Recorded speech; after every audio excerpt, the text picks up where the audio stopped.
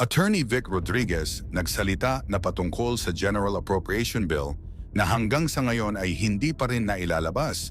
Bago tayo magpatuloy, kung hindi ka pa nakasubscribe sa ating channel, mag-subscribe na para sa ating future update. Matatandaan natin noong mga nakaraang araw ay naging usap-usapan sa social media ang desisyon ng Korte Suprema upang atasan ang Kamara at Senado na magkomento sa kasong isinampa ni Attorney Vic Rodriguez at Kongresista Sid Ungab laban sa bicameral report na naging basihan ng General Appropriation Bill at pagkatapos lagdaan ni Pangulong Marcos ay naging GAA o General Appropriation Act. Pero hanggang ngayon ay wala pa ring nakukuhang reply sina Attorney Vic patungkol dito.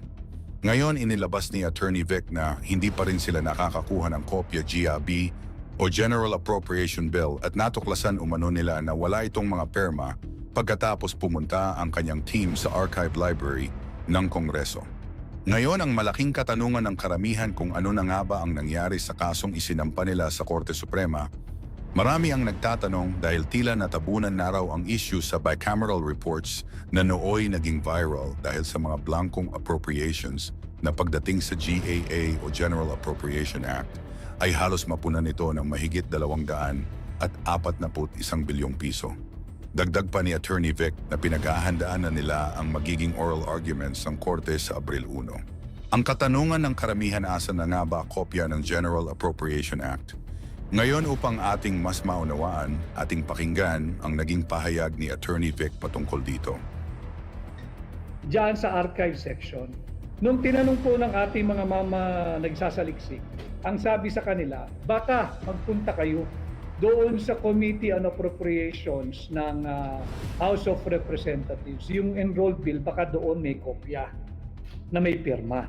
So nagtuturuan na po sila, maiipit po sila rito. Ulitin ko, yung sinabi po ni Pangulong Duterte nung una po naming inilahad ito sa inyo mga kababayan, ang sabi niya, mahirap mong paglaruan ang isang government transaction, ang isang government document na napakasela, napaka-importante, katulad ng General Appropriations Act, katulad ng General Appropriations Bill, katulad ng Enrolled Bill, at katulad ng Final Ratified, Approved, and Signed Bicameral Conference Committee Report. Marami po kasing kopya yan. Ano po yung kahalagahan ng pinakita ko sa inyong blanco? Galing na po ito mismo sa archive section ng House of Representatives. Ano po yung kahalagahan ng archive? Yung archive po mga kababayan, yan po yung repository o taguan ng mga original or faithful reproduction or faithful copy of a document. Nang sa ganon, pag kinakailangan, kagaya ng ginagawa po natin, meron ng live case o may isang kaso sa Korte Suprema, humihingi tayo na makapag-issue ng subpoena, meron po talagang lagakan o taguan ng mga mahalagang dokumento. Kagaya nga nitong hinahanap nating enrolled bill, tinatawag nating GAB at yung GAA. Nakita po natin, ulitin ko, yung kopya po ng larawan na ating nakuha ay yung Volume 1-B, page 752 of the General Appropriations Act. Wala pong pirma. Walang pirma. So makikita niyo mga kababayan kung paano talaga tayo sinasalaula at binubudol nitong Marcos administration. Hindi lamang iniwang blanco yung ating pundasyon ng ating budget. 28 line items blanco, ang halagang kabuuan ay higit kumulang 241 billion pesos na tinatawag na congressional insertion. Bakit insertion? Blinangko nga po nila. Tapos na yung proseso, biglang nagkaroon ng halaga, insertion po ang tawag doon. Bawal po yon dahil walang kapangyarihan sino man. Mapasenado, mapamababang kapulungan, higit pa ang Malacanang na makialam pagtapos na ang proseso ng pagpasa ng ating taunang budget. Kaya po tayo bumabalik sa usaping ito. Lahat po yan, yung sinasabing impeachment laban kay Vice President Inday Sara Duterte, tatalakayin pa rin po natin mamaya.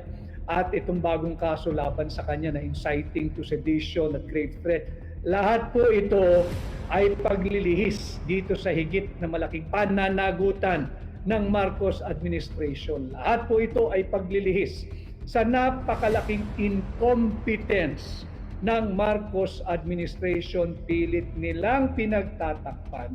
Hindi po natin sila dito lulubayan at nakikiusap nga ang ating mga abogado sa ating Korte Suprema na mag-issue po kayo ng subpina, ilabas ang kopya ng enrolled bill, ilabas ang kopya ng General Appropriations Bill nang sa ganoon ay mapadali ang pagpapakita ng ebidensya na illegal, immoral, unlawful, criminal at unconstitutional ang 2025 budget ng administrasyon ni Bongbong Marcos.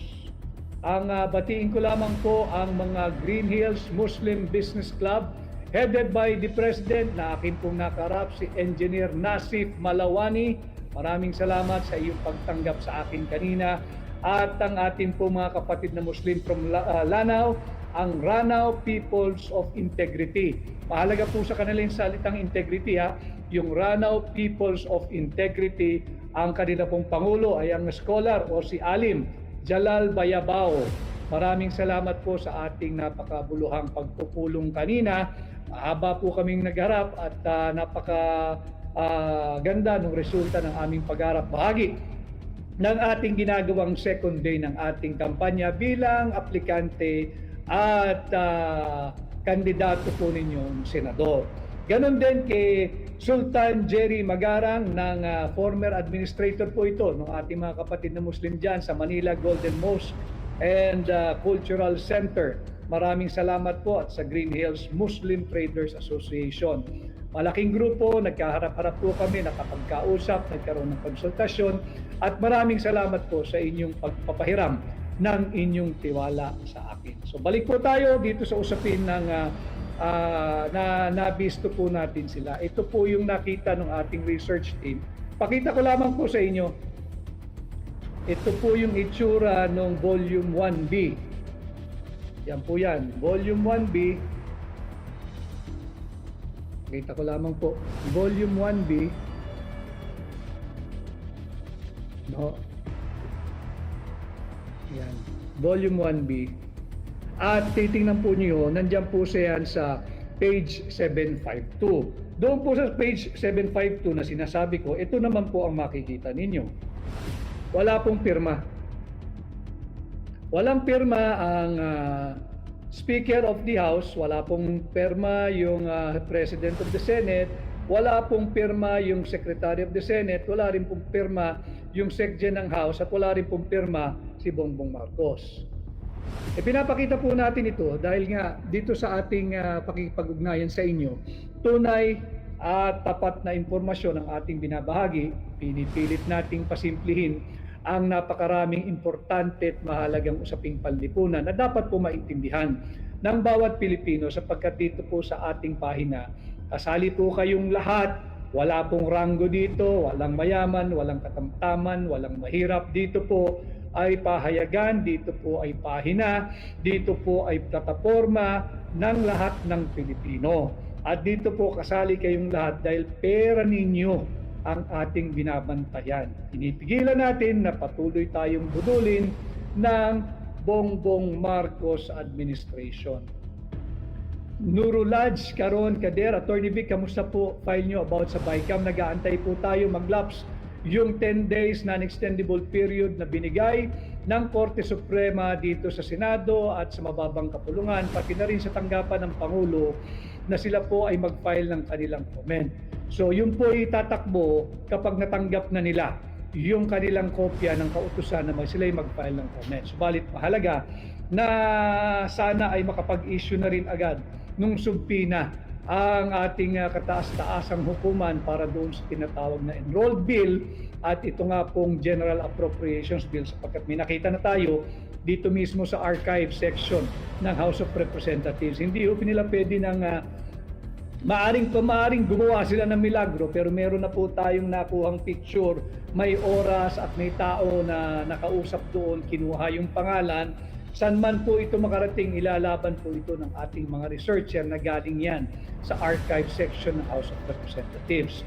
Ulitin ko, mahalaga yung archive section sapagkat ang archive section po, repository taguan ng mga original or faithful reproduction of an original document. Pagka nagkaroon ng demandahan, o pagdating ng araw, pag kinakailangan ng research, ito po ang tatapos sa kung anumang walang kasiguruhan. Sapagkat yung archive section, taguan nga po yan o repository ng mga original copy or copies of documents, books, or other important documents or items na dapat or publication na dapat merong tinatagong original. At dito nga ho, nakita nung ating research team, panay blanco. Blanco na yung kopya ng Bicameral Conference Committee report, blanco pa rin yung pirma ng Senate President, pirma ng House of Representatives Speaker, pirma ng Secretary General niya, pirma ng Secretary ng Senado, at pirma ng Pangulo. Blanco po yan, at yan po ay matatagpuan ninyo sa page 752 ng GAA Volume 1, DASB, dyan po sa archive section. Bakit po tayo tumungo sa archive section? Dahil nga po, dinilihis ni Stella Kimbo at ginagawang mangmang ang Pilipino. Sabi niya may kopya daw ng enrolled bill dyan sa archive section. Iyan po ang nadiskubre ng research team na hindi tumitigil para ipakita na immoral, illegal, unlawful, invalid, criminal at unconstitutional yung 2025 budget.